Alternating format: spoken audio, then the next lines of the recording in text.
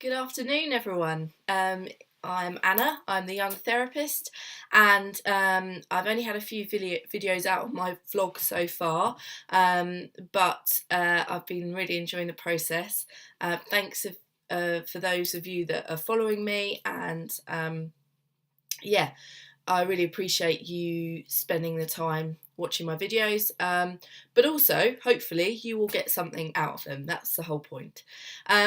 So today we're going to talk about panic attacks, just because it's something that I know is a big subject out there. So I'm not going to waffle on because we've got lots to get through. So I've broken it down in my last video, similar to the anxiety one, because people seem to find that helpful to kind of have things to remember. So I'm going to kind of do a similar thing where I give you kind of 4 or 5 tips on how to manage your anxiety better, particularly when it comes to having these panic attacks. Okay, so first of all, sorry, I'm on a swivelly chair. I feel like I sort of move around. I will try and sit still for those of you that get a bit motion sick. So first of all, I'm going to suggest that you need to get to know your symptoms. Now you might think that that's a bit of an odd thing to say. You might say, well, I know, I panic. Well, what does that panic look like? So do you feel sick? Do you get heart palpitations? Do you feel like you need to get out of a physical space that you're in? Do you get sweaty palms? Do you feel like you can't breathe? Do you feel like, what are the symptoms that you're actually experiencing? Because not everybody's symptoms will be the same. We're all different, our brains work differently, and also we are responding to different fears. So dependent on, you might get really close to a panic attack when you're in an enclosed space. For another person, that might not bother them at all. So the symptoms and also the reactions will be different. And I say that because actually recently I had somebody come and see me, and she didn't realise that that's what she was having. She thought she had physical problems and was going to the doctor, and the doctor was kind of doing these investigations and these scans, and of course they didn't find anything because it was actually an emotional response rather than something physically wrong with her body. So get to know your symptoms. The other reason for that is you may actually learn, which I would really encourage you to do, to stop the panic attack before it actually happens.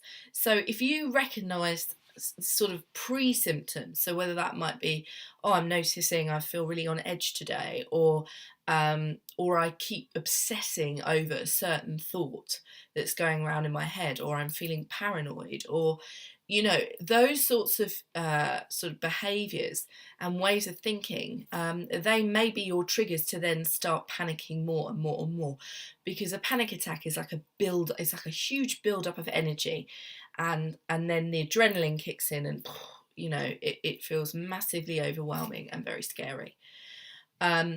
So that's another really great reason to recognise your symptoms and your pre-symptoms.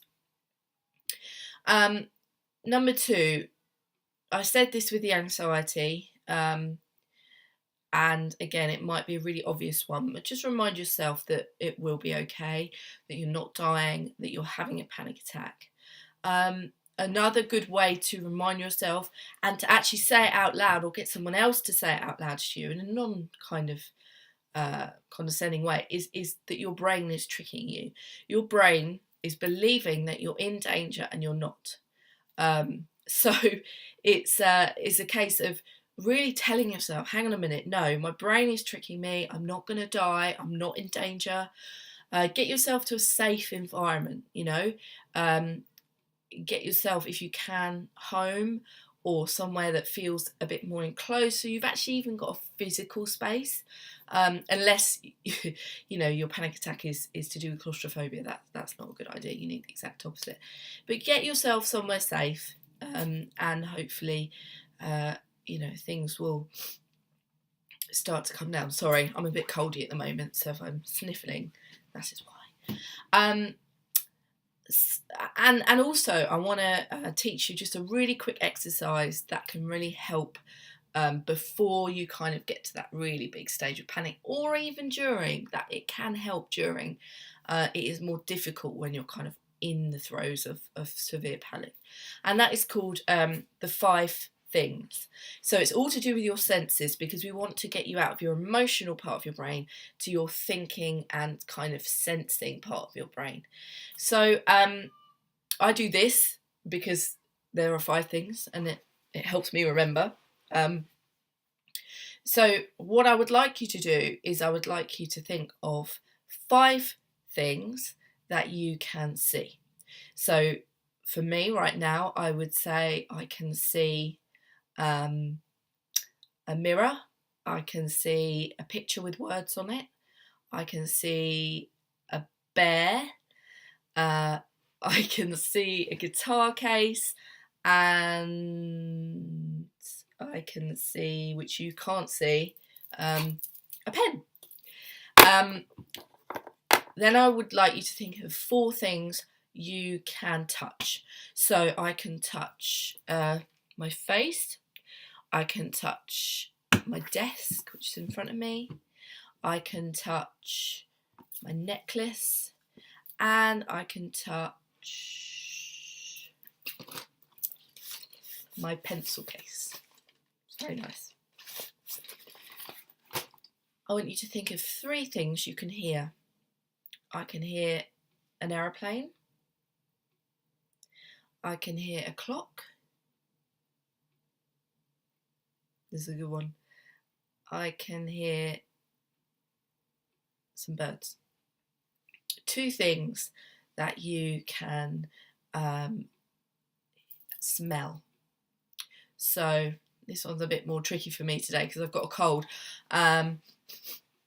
I can smell my perfume I've just sprayed on, and I can actually smell, I won't say it too loud, but I can actually smell Indian, because my neighbours are Indian, so they're forever cooking curry, so I can actually smell that. And finally, one thing that you can taste. Now, I can't taste a lot today, so that, but you might have just eaten something or so on. So I want you to do that exercise, but when you're feeling calm.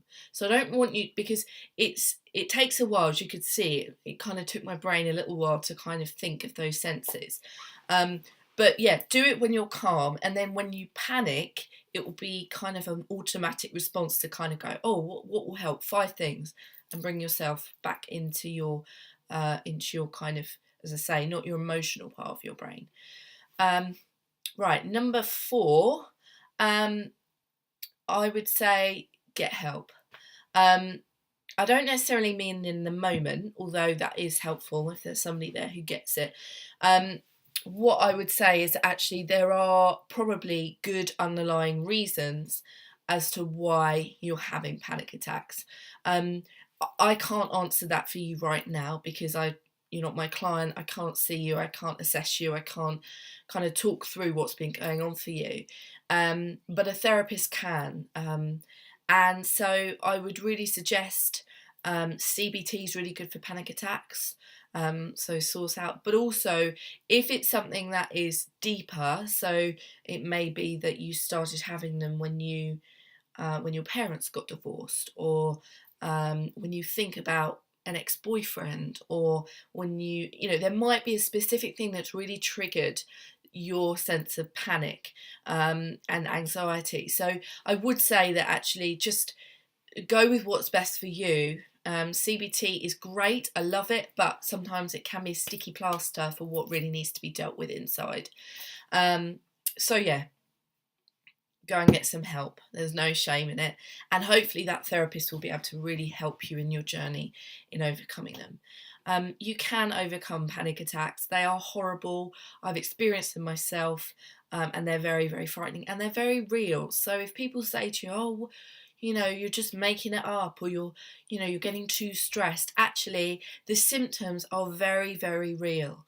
The physical symptoms that you experience are real. Then you're not making them up, but it's just recognizing, actually, what can I do to help myself so that they don't dictate my life, because it can happen that, you know, people become recluses because they just get so upset and so fearful, and the more you fear the panic, the more panic you'll get. It's like a vicious cycle.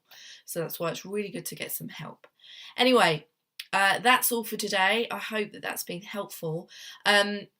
I haven't decided what my next video is going to be on, so if you've got an idea or there's something that you think, yeah, I'd really like Anna to address that, then please, you know, post below and say anything that would be helpful.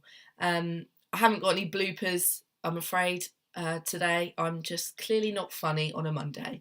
But anyway, I'm sure there'll be more at some point, plus the cat's out, so he can't do anything detrimental to my videos. I'm sure he'll make an appearance soon.